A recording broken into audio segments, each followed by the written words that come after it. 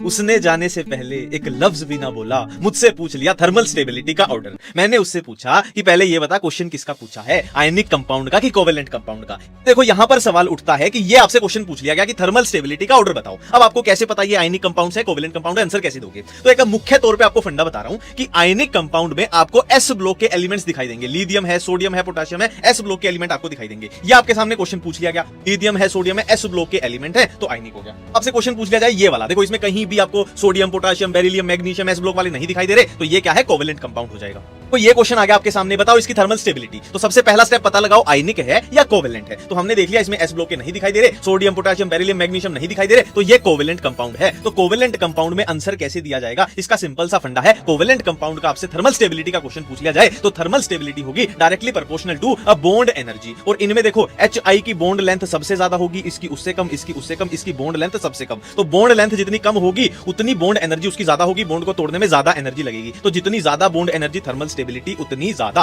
बेवफा ने जाते जाते एक और क्वेश्चन पूछ लिया कि बता थर्मल स्टेबिलिटी का ऑर्डर। लिथियम है, सोडियम है, पोटेशियम है, तो ये आयनिक कंपाउंड का क्वेश्चन है। आयनिक कंपाउंड में क्वेश्चन कैसे करना है भाई, थोड़ी सी तवज्जो आपकी यहां पे चाहिए है। आपको क्या देखना है कि क्वेश्चन में जो अनायन या कटायन है वो मोनो एटॉमिक है या फिर उनमें से कोई पॉली एटॉमिक है। पॉली एटॉमिक कैसे होते हैं? कुछ इस तरीके से, ठीक है। इस पूरे में देखो नाइट्रोजन भी है, हाइड्रोजन भी है, इसमें सल्फर भी है, ऑक्सीजन भी है, इसमें देखो कार्बन भी, हाइड्रोजन भी, कार्बन भी, ऑक्सीजन भी, मतलब पॉली एटॉमिक है, ठीक है। मोनो एटॉमिक कैसे दिखाई देंगे आपको? मोनो सिर्फ एक है ना, सोडियम है खाली, खाली पोटेशियम, खाली ऑक्सीजन, खाली क्लोरीन, इस तरीके से मोनोएटॉमिक है, पॉलीएटॉमिक है, मोनोएटॉमिक है, पॉलीएटॉमिक है। तो बिल्कुल इजीली आप बता सकते हो कि मोनोएटॉमिक का क्वेश्चन है। ये अपना मोनोएटॉमिक कटायन या अनायन का क्वेश्चन है। इसको कैसे सोल्व करना है कि इसमें थर्मल स्टेबिलिटी जो होगी डायरेक्टली प्रोपोर्शनल होगी लैटिस एनर्जी के। और लैटिस एनर्जी कैसे निकालते हैं? डायरेक्टली प्रोपोर्शनल है चार्ज के, कि चार्ज जितना ज्यादा होगा उतनी ज्यादा, और इनवर्सली प्रोपोर्शनल है साइज के। अब चार्ज तो सब में बराबर है, +1 +1 +1 +1 सब में बराबर है, ठीक है। तो आंसर किससे आएगा? साइज से आएगा। साइज जिसका जितना कम है उसकी थर्मल स्टेबिलिटी उतनी ज्यादा है। हाइड्रोजन तो सब में बराबर है तो इसका तो साइज देखना नहीं है, ठीक है। तो लिथियम का साइज सबसे कम है और थर्मल स्टेबिलिटी इसकी सबसे ज्यादा हो जाएगी और ये ऑर्डर बन जाएगा।